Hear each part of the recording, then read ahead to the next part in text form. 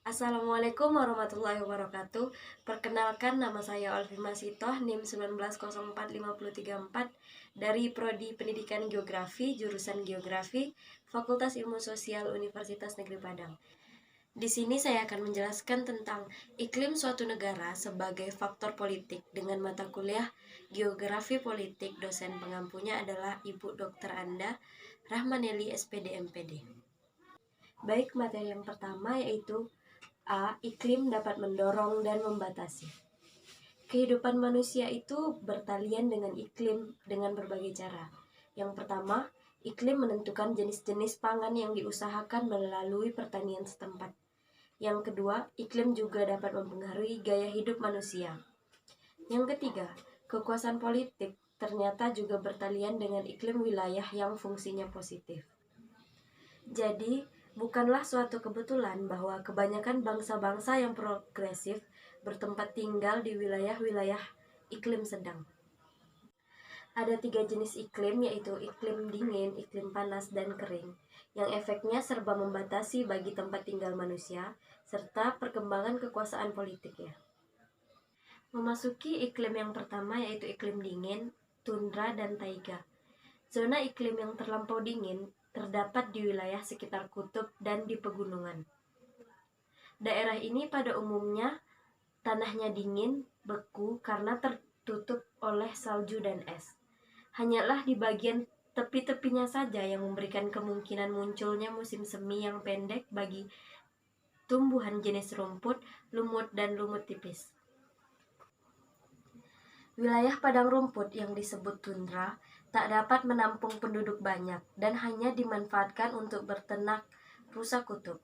Jikapun di sana terdapat sumber daya mineral seperti batu bara di Svalbard, biji besi di Swedia Utara, serta emas di Alaska, nilai ekonominya hanya sedikit saja. Sedangkan wilayah taiga yang suhu udaranya tak begitu ekstrim dinginnya, sehingga wilayahnya berupa hutan-hutan pepohonan berdaun jarum.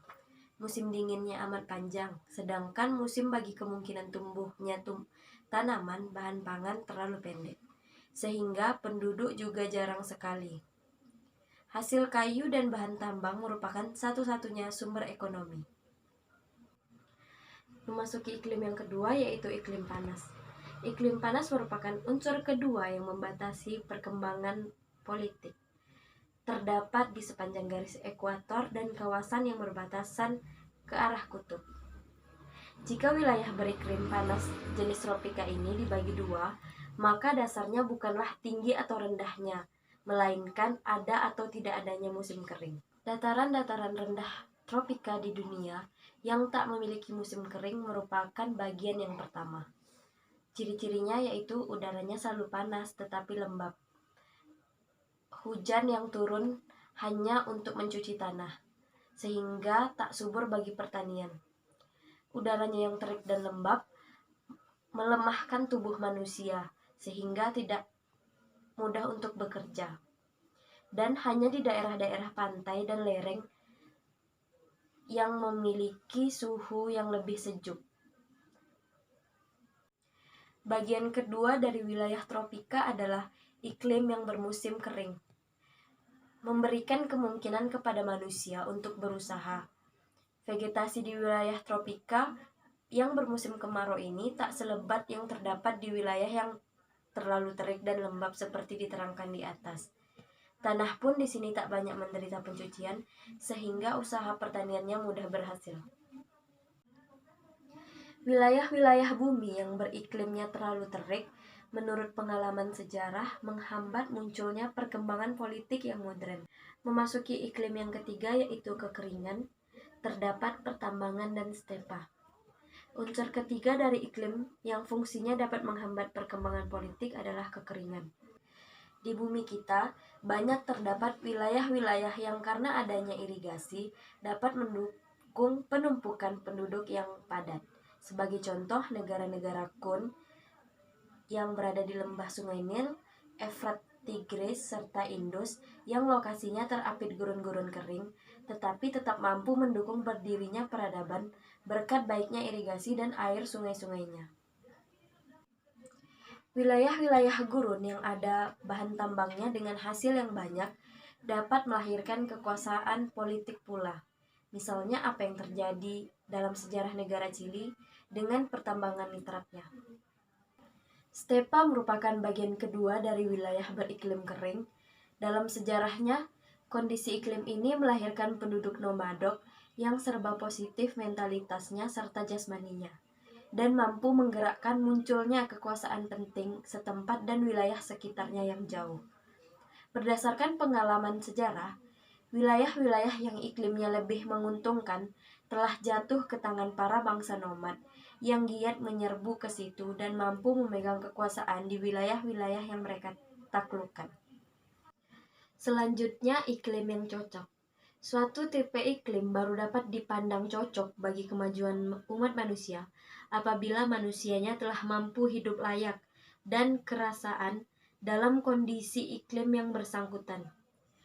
Geograf Ellsworth Huntington, seorang determinis iklim, menulis bahwa di permukaan bumi telah terjadi suatu polar march of civilization, bahwa yaitu pergeseran lokasi peradaban ke arah kutub atau utara.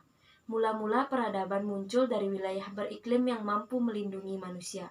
Namun, akibat adanya penyesuaian diri secara bertahap dengan iklim baru lewat teknologi, terjadi pergeseran peradaban dari Heliopolis atau Mesir dan Babylon hingga London dan Paris misalnya. Selanjutnya, iklim yang serba kompleks. Negeri Spanyol menjadi bahan yang menarik untuk ditelaah, karena di sana terdapat berbagai tipe iklim. Misalnya, bagian barat Spanyol beriklim tipe Atlantik, mirip dengan iklim di Prancis Barat. Adapun bagian negeri itu yang lokasinya di selatan dan timur itu tipe iklimnya jenis Mediteran. Iklim dan peperangan. Ditinjau secara keseluruhan, dalam sejarah umat manusia dapat disaksikan bagaimana peperangan itu merupakan bagian dari kehidupan, yang mana iklim merupakan faktor yang penting dari peperangan berdasarkan panjangnya seluk-beluk pelaksanaannya dan sukses ataupun gagalnya. Pada masa perang ternyata iklim harus diperhitungkan baik dari front depan maupun front belakang. Peperangan yang modern pasti memperhitungkan berbagai kebutuhan seperti peningkatan produksi pangan, tekstil, peralatan militer, serta kebutuhan lainnya. Pentingnya peranan iklim pada masa peperangan dunia I dan II dihayati oleh Amerika Serikat. Negeri ini beruntung karena memiliki wilayah yang luas dan tipe iklim yang begitu bervariasi banyak, sehingga dapat memenuhi sendiri kebutuhan akan macam-macam bahan pangan domestik yang di medan perang. Iklim merupakan faktor penting untuk diperhitungkan. Oleh karena itulah, pengetahuan iklim perlu dimiliki oleh mereka yang merencanakan strategi serta taktik peperangan selama Perang Dunia yang berlangsungnya dapat lama. Selanjutnya, climatic timing. Dari uraian di atas, maka dijelaskan bahwa iklim dalam persebarannya serta bervariasi permusimannya sepanjang tahun besar pengaruhnya atas sukses atau gagalnya peperangan, baik bagi pihak penyerbu maupun pihak yang mempertahankan wilayah negerinya. Para ahli strategi peperangan harus mengerti climatic timing. Sekianlah yang dapat saya sampaikan. Semoga bermanfaat. Saya tutup dengan Assalamualaikum warahmatullahi wabarakatuh.